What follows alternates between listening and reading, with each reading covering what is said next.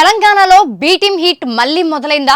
Congress, BRS, BJP పార్టీలలో ఏది B team, ఏది ఏ టీం?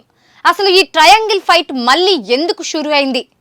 ఏమాత్రం సంబంధం లేని కేటీఆర్ అరెస్ట్ విషయంలో బీజేపీ ఎందుకు టెన్షన్ పడుతోంది? అసలు ఈ కన్ఫ్యూజన్ ఏంటి?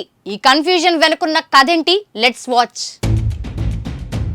తెలంగాణలో ఆ మధ్య బి టీం గోల గట్టిగానే వినిపించింది. మరీ ముఖ్యంగా ఎన్నికల ముందు ఈ హడావిడి ఓ రేంజ్ లో సాగింది. బీజేపీకి బీఆర్ఎస్ బి టీం గా వ్యవహరిస్తోందని కాంగ్రెస్ విమర్శిస్తుంటే, లేదు కాంగ్రెస్ బీజేపీకి మధ్య ఇంటర్నల్ కనెక్షన్ ఉందని, ఈ రెండు పార్టీలు ఒకదానికొకటి బి టీం గా ఉన్నాయని బీఆర్ఎస్ విమర్శిస్తోంది.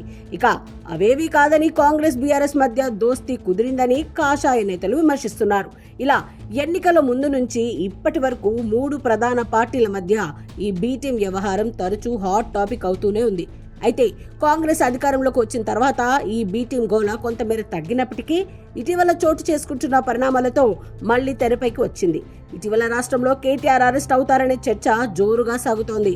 మరీ ముఖ్యంగా ఫార్ములా ఈ కార్ రేసింగ్ వ్యవహారంలో జరిగిన అవకతవకలపై ఆయన అరెస్టు కావడం ఖాయమని ప్రభుత్వ నేతలు గట్టిగానే చెప్తూ వస్తున్నారు.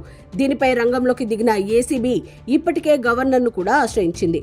అయితే ఇక్కడ అసలు కన్ఫ్యూజన్ మొదలైందనేది పొలిటికల్ సర్కిల్లో వినిపిస్తున్న గుసగుస. గవర్నర్ ఆమోదం ఇంతవరకు లభించకపోవడంతో బీఆర్ఎస్ బీజేపీ మధ్య ఒప్పందం కుదిరిందని, అందుకే కేంద్రం నుంచి గవర్నర్ ఆమోదం లభించడం లేదనే కొత్త అంశాన్ని తెరపైకి తెస్తున్నారు కాంగ్రెస్ నేతలు. ఇదే అంశం ఇటు కమలనాథులను కూడా టెన్షన్ పెడుతోందట. ఎందుకంటే ఆల్రెడీ ఎమ్మెల్సీ కవిత వ్యవహారంలో బీజేపీ బీఆర్ఎస్ మధ్య దోస్తీ ఉందనే అంశాన్ని కాంగ్రెస్ పెద్ద ఎత్తున ప్రచారం చేసింది. ఇప్పుడు కేసీఆర్ అరెస్టుకు గవర్నర్ ఆమోదం రాకపోవడంతో ఆ ప్రచారాన్ని మరింత బలపరుస్తోంది. అందుకే కేటీఆర్ అరెస్ట్ అంశం అటు బీజేపీలోనూ కలవరం రేపుతోందని రాజకీయ వర్గాల్లో జరుగుతున్న చర్చ. ఇకపోతే బీఆర్ఎస్ వర్షన్ మరోలా వినిపిస్తుండటంతో పొలిటికల్ కన్ఫ్యూజన్ కు తెరలేస్తోంది. కేంద్రంలో కాంగ్రెస్, బీజేపీ కారాలు మిరియాలు నూరుతున్నప్పటికీ రాష్ట్రంలో మాత్రం ఈ రెండు పార్టీలు దోస్తు మేర దోస్తు అంటున్నాయని విమర్శలు గుప్పిస్తున్నారు గులాబీ నేతలు.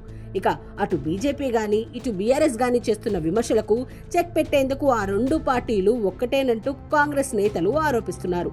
తాజాగా సీఎం రేవంత్ కూడా ఇదే తరహాలో విమర్శలు చేశారు. ఇలా మూడు ప్రధాన పార్టీలు ఒకే నినాదంతో ఒకే విధమైన విమర్శలు చేస్తుండటంతో అసలేంటి కన్ఫ్యూజన్ అనేది విశ్లేషకులు సైతం తలలు పట్టుకునే పరిస్థితి. మరి ఈ కన్ఫ్యూజన్ కు క్లారిటీ వస్తుందా లేదా? ఇదే సందిగ్ధంలో మూడు ప్రధాన పార్టీలు కాలం వెల్లదీస్తాయా అనేది చూడాలి.